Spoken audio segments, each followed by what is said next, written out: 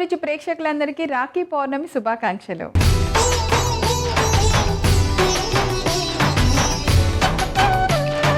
అన్న తమ్ముళ్ళు మించిన ధైర్యం ఉండదు, అక్క చెల్లెళ్ళు మించిన స్నేహితులు ఉండరు.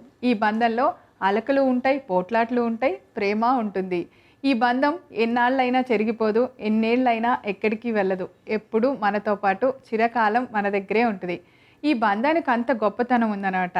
దానికి ప్రతీకగా జరుపుకునే పండగే రాఖీ పౌర్ణమి పండుగ. రాఖీ పౌర్ణమిని స్పెషల్గా సెలబ్రేట్ చేయడానికి మా అమ్మ చేతి వంట కూడా స్పెషల్గా వచ్చేసింది. ఇంకెందుకు ఆలస్యం, ఈరోజు ఏం స్పెషల్ చేస్తున్నామో ఇప్పుడు చూద్దాం.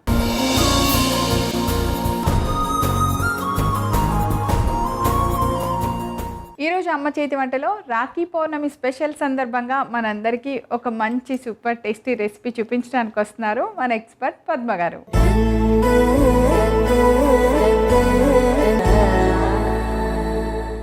హాయ్ పద్మ గారు. హాయ్ ప్రవీణ. ముందుగా మీకు రాఖీ పండుగ శుభాకాంక్షలు.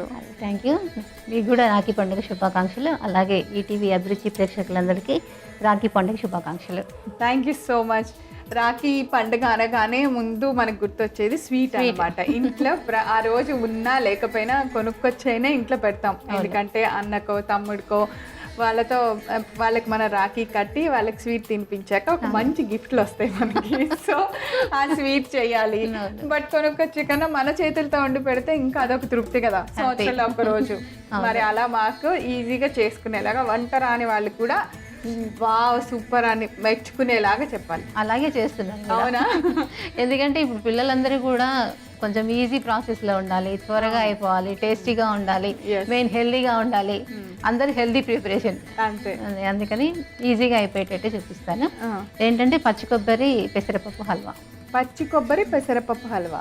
Wow super. సో పచ్చి కొబ్బరి పెసరపప్పు హల్వా తయారు చేయబోతున్నాం. అయితే ముందుగా కావాల్సిన ఇంగ్రీడియంట్స్ అన్ని చూద్దాం. పచ్చి కొబ్బరి పెసరపప్పు హల్వా తయారు చేసుకోవడానికి కావాల్సిన పదార్థాలు: పచ్చి కొబ్బరి తురుము, వేయించిన పెసర్లు, యాలకుల పొడి, బియ్యం పిండి, బెల్లం, నెయ్యి, డ్రై ఫ్రూట్స్. సో అన్ని ఇంగ్రీడియంట్స్ రెడీగా ఉన్నాయి. ఇంకా చేయటమే ఆలస్యం. ఫస్ట్ బాండి పెట్టేసి. అంతే. హల్వా అంటే చాలా ఈజీ, కానీ మెజర్మెంట్స్ కరెక్ట్గా ఉండాలి. కరెక్ట్గా ఉండాలి. లేదంటే టేస్టీ కూడా మనం వేసే ఇంగ్రీడియంట్స్ బట్టి టేస్ట్ కూడా తెచ్చుకోవాలి, హెల్దీగా ఉండాలి. ఫస్ట్ మనం బెల్లం కరిగించుకుందాం. కొంచెం వాటర్.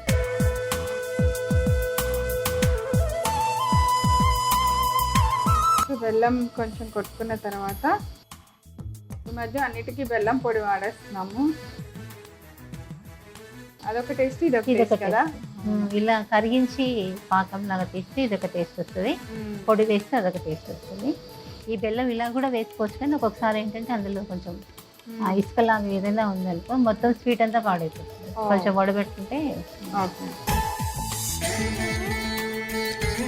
ఆ బెల్లం పొడి కూడా డైరెక్ట్ గా వేసేసుకోవచ్చు, అది కూడా వేసుకోవచ్చు. ఏదైనా వేసుకోవచ్చు, ఇంకా తొందరగా అయిపోతుంది.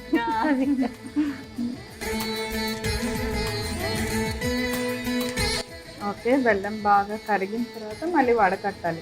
వడకట్టాలి. పెసరపప్పు ముందే ఉడికించామా?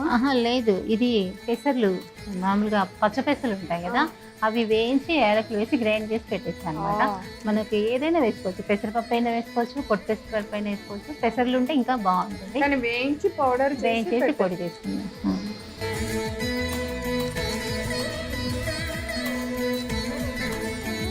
సో ఈ బుడగల వల్ల మనకి కరిగిందో లేదో కనపడదే.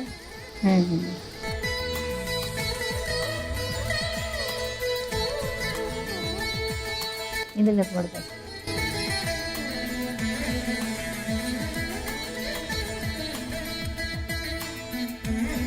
నెయ్యి వేసి. సో హల్వా కాబట్టి నెయ్యి ఎక్కువ పడుతుంది. నెయ్యి వేడేకాక మనం ఈ డ్రై ఫ్రూట్స్ వేయించుకుందాం. జీడిపప్పు, బాదం, కిస్మిస్ ఇవి వేయించి తీసుకొని ఆ తర్వాత ప్రాసెస్ స్టార్ట్ చేద్దాం. డ్రై ఫ్రూట్స్ వేయించుకొని క్రిస్పీగా తినేటప్పుడు క్రిస్పీగా ఉండాలంటే తీసి పక్కన పెట్టుకోవాలి. కొంతమందికి అందులో ఉడికి సాఫ్ట్ గా ఉంటే నచ్చుతుంది, అలాగే డైరెక్ట్ గా ప్రాసెస్ స్టార్ట్ ఎలా ఇష్టమైతే అలా చేసుకోవచ్చు. డైరెక్ట్ హల్వాలో ఉడికినా కూడా ఓకే అనుకున్న వాళ్ళు ఉంచేయచ్చు.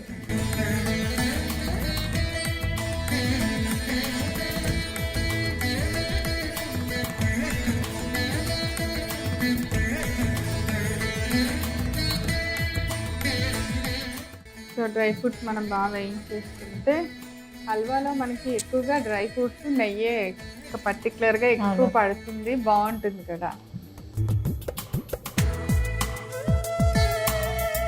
కొబ్బరి అప్పటికప్పుడు తురుముకోవాలా, వెనక బ్లాక్ రాకుండా చేసుకున్నా బాగుంటుంది.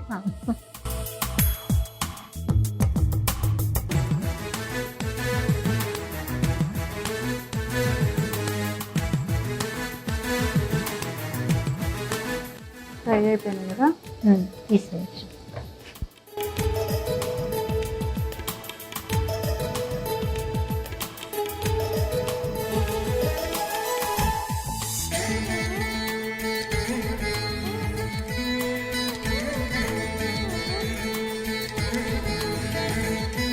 ఇప్పుడు ఇందులో కొబ్బరి వేసి ఓకే.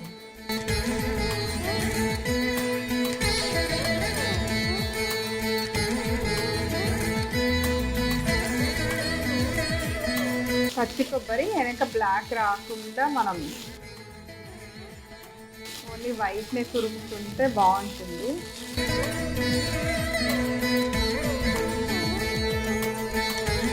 ఇది కొద్దిగా బియ్యం పిండి, అది కూడా బాగా వేగినట్టుగా అవుతుంది కొబ్బరితో పాటు. ఇదేంటంటే పెసర్లు మనం వేయించుకున్నాం కాబట్టి ఇది ఎక్కువ వేగాల్సిన అవసరం లేదు. పచ్చి కొబ్బరి మనకి బియ్యపిండి వేగితే చాలు. అంతేగా. బియ్యపిండి ఎందుకు వెరైటీగా మనకి హల్వా కన్సిస్టెన్సీ కొంచెం ఇలా వస్తుంది అనమాట, ముద్దలాగా రావడానికి బాగుంటుంది. మనం ఫెస్టివల్ మనకి డైలీ ఇంకా శుక్రవారం శనివారం రోజు కొబ్బరికాయలు కొడుతూనే ఉంటాం, చేసుకోవచ్చు, ఎవరైనా చేసేసుకోవచ్చు. కొబ్బరికాయలు గుళ్ళకి వెళ్తుంటాం, ఇంట్లో కొడుతుంటాం, ఫ్రిడ్జ్ నిండిపోతా ఉంటాం కొబ్బరి. ఇప్పుడు మన ముందు బెల్లం పాకం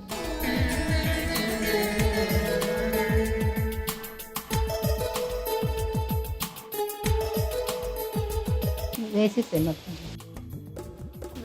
వేయించిన పెసర్లు, యాలక్కాయ,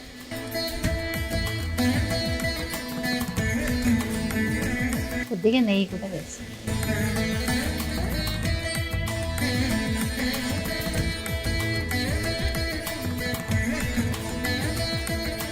సో ఇది మనకి హల్వా దగ్గర పడేంత వరకు బాగా ఉడికించుకోవాలి. అంటే మనం కొబ్బరి పిండి వేయించుకున్నాం కాబట్టి దగ్గరకు వచ్చేస్తే సరే.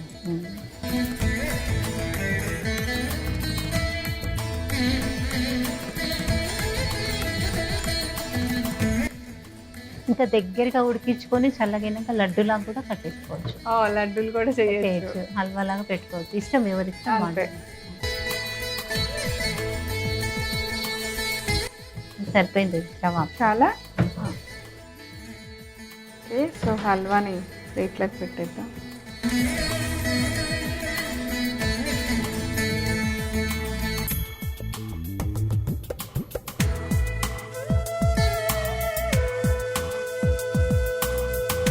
ఫైనల్గా జీడిపప్పు.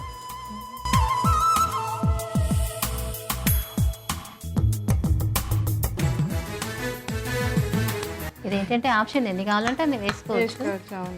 హల్వానే కాబట్టి హల్వానే కదా. ఇదే కూడా వేసేద్దాం. ఓకే ప్రవీణ, పచ్చి కొబ్బరి పెసర హల్వా రెడీ అయిపోయింది. టేస్ట్ చేసి చెప్పండి ఎలా ఉంది. ఓకే, రాఖీ పండుగ స్పెషల్ హల్వా రెడీ అయిపోయింది. నేను టేస్ట్ చూసి ఎలా ఉందో చెప్తాను.